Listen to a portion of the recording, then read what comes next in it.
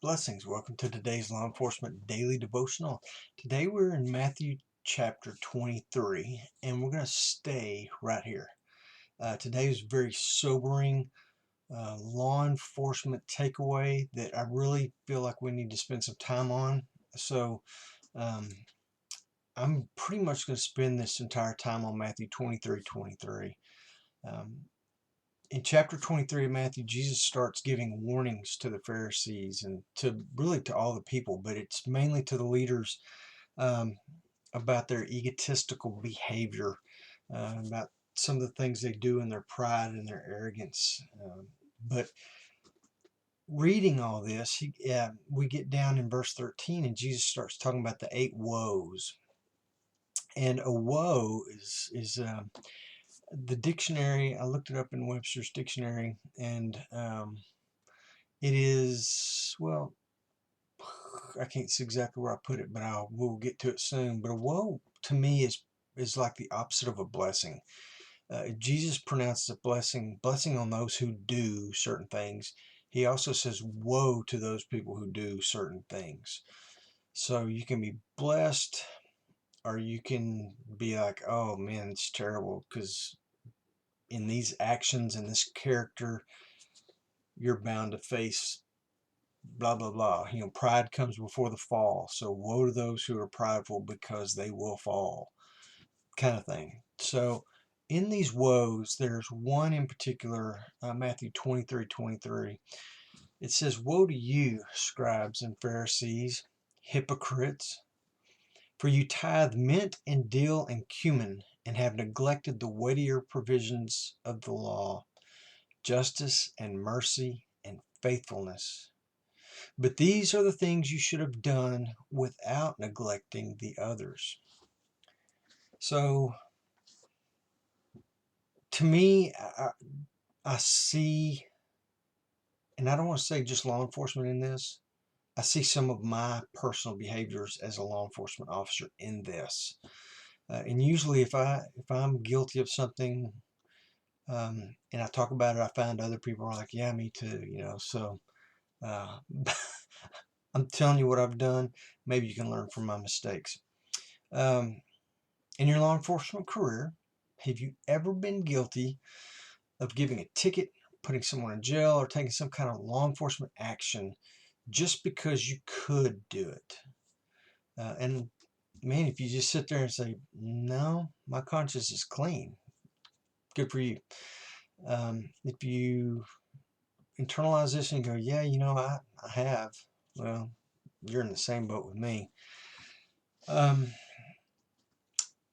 a, uh, a specific event comes to mind. I used to, for years, did DWI enforcement. Worked midnight shift, and I mean, I was just all about it.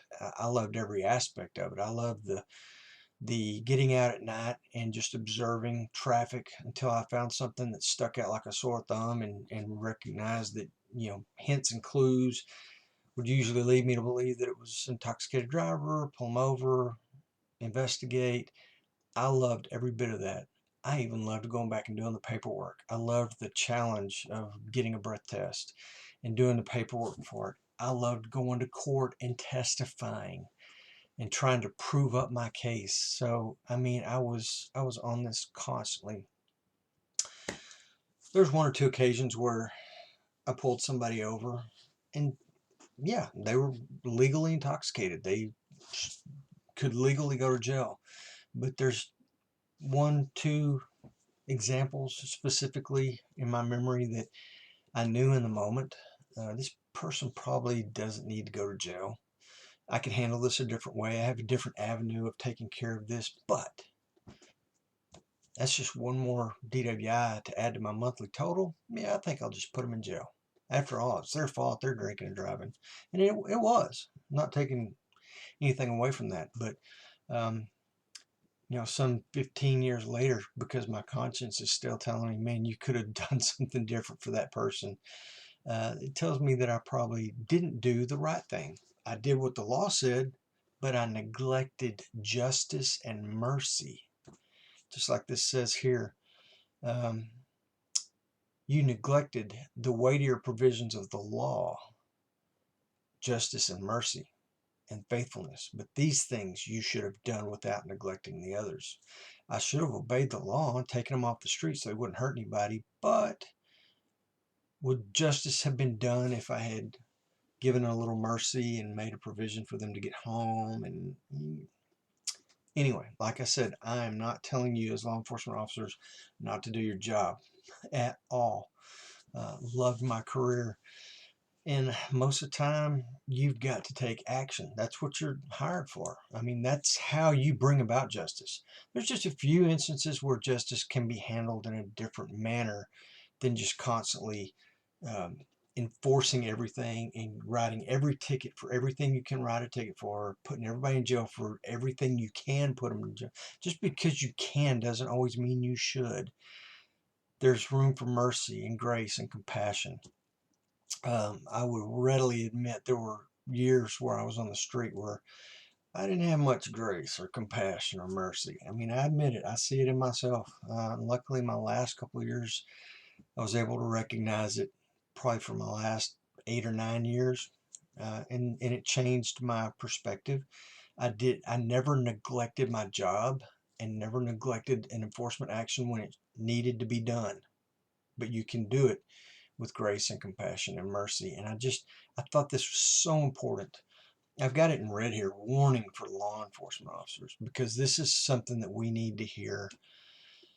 If you know me or followed any of my stuff, you know that one of my favorite verses is Micah 6:8. It says, what does the Lord require of you, O man, but to seek justice, where cops will get that, love mercy, and walk humbly with your God.